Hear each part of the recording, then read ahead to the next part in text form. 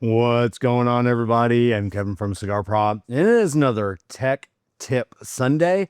We're actually doing kind of a follow-up to last week's Tech Tip Sunday. I talked to you about a young lady brought her car in. Her uncle had did the brakes on it.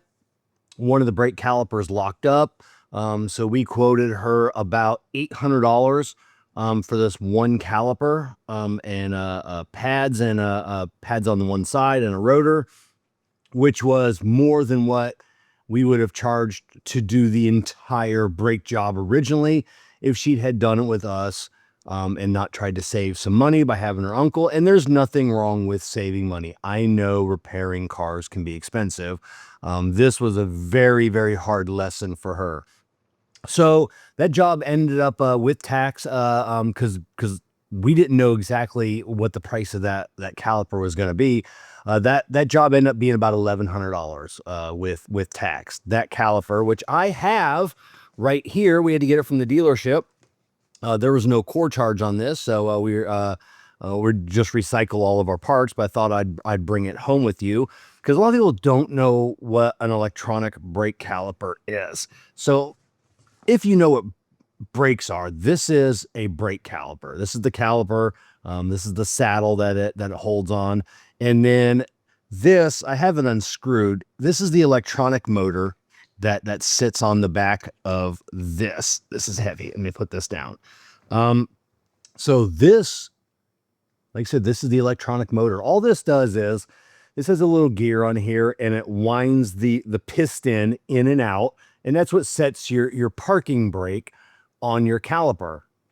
Now with this system, we don't know what failed on this. The brake caliper locked up. So this was completely all the way engaged, and it wouldn't come back. So was it the motor that failed?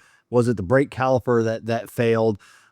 We don't know. In this situation, they come as an assembly. So I can't get, there are a lot of times I can get just the brake caliper and we can reuse motors. In this one, it only came in assembly. So to be honest with you, I didn't care to dig any deeper in it. One of these two components have failed. You can only get them as an assembly. So who cares? I had to replace the entire assembly. So I don't know what he did. So there are certain vehicles that you have where you can put it into what's brake maintenance mode. Key on, button presses, whole big thing. It's a nightmare. Some people don't do that, and they'll take the motor off. We have a scanner. I plug my scanner in. I tell the car, hey, can you retract the motor? Because I'm about to do the brake pads. So it'll retract the motor. It won't freak out. And then afterwards I say, hey, I'm all done. And it'll go through a cycle, and it's good to go. What some people do is they just unbolt this from the caliper and they pull it off and just do the brakes, then put everything back in. And sometimes that works. Sometimes it screws everything up, as most likely what happened in this case right here. This motor got damaged. Some of these motors had to be programmed. Fords are notorious. If you have to replace one of these, getting it to rehome and reprogram can be a nightmare. But I want to show you this because there are things like this on these newer cars that you're going to run into. Newer cars, I would say starting in the year 2021 and newer, man, you've got to do your research before you touch your car.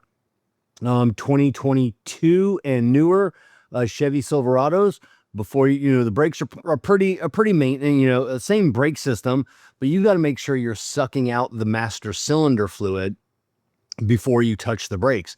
We don't know why. We're not told why yet, but you can damage thousands, actually multi-thousands of dollars worth of components by just doing the brake job we've always done without sucking out the master cylinder, like getting it below the halfway.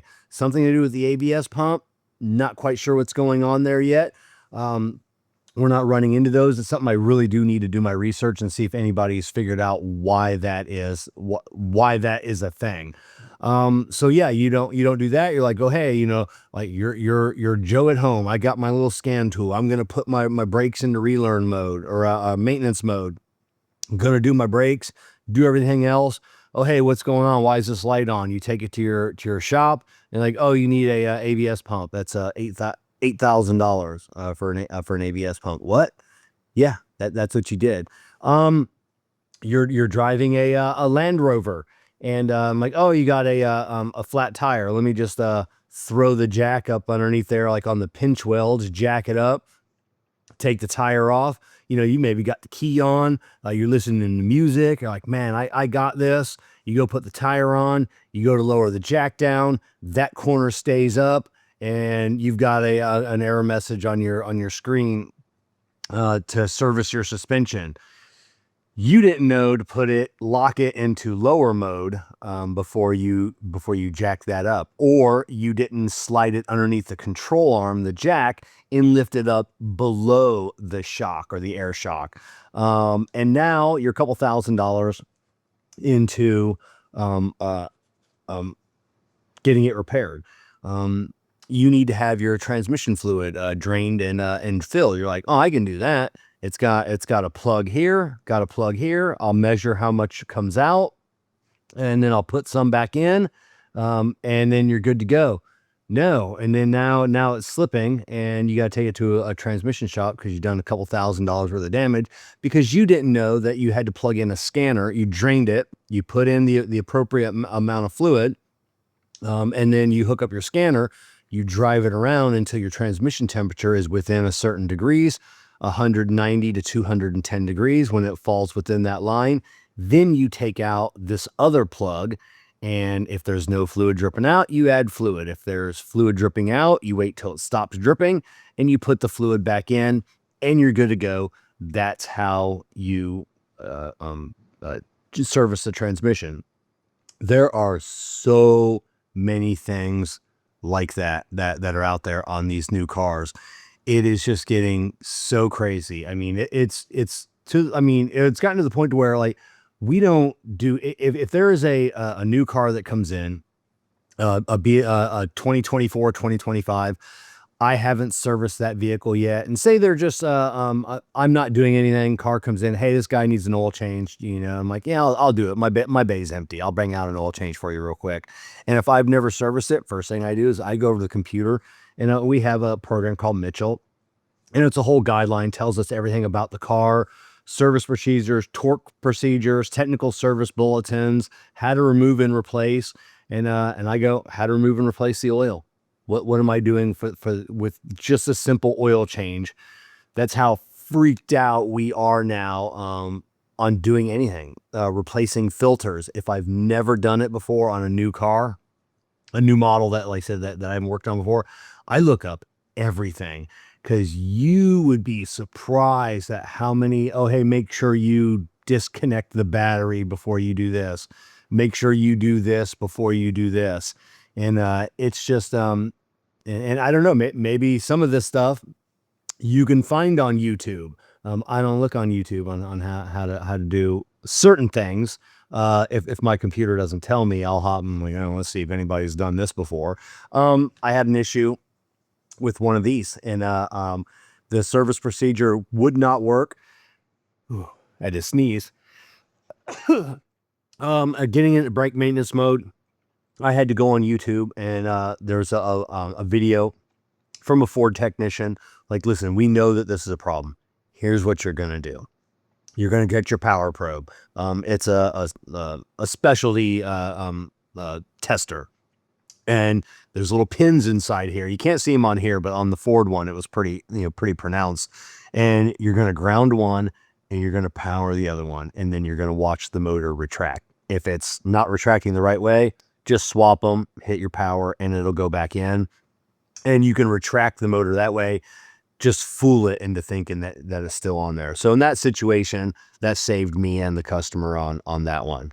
But yeah, don't always rely on YouTube. Don't rely on these forums. It's getting harder and harder to work on these new vehicles, and the smallest things that you think that you're doing, which would be safe, like jacking up a tire on a Land Rover, yeah, I got this, and then you don't got this. So look up everything. If you're going to add washer fluid, Google it real quick. That's a little exaggerated, but do it. So, all right, cats and kittens.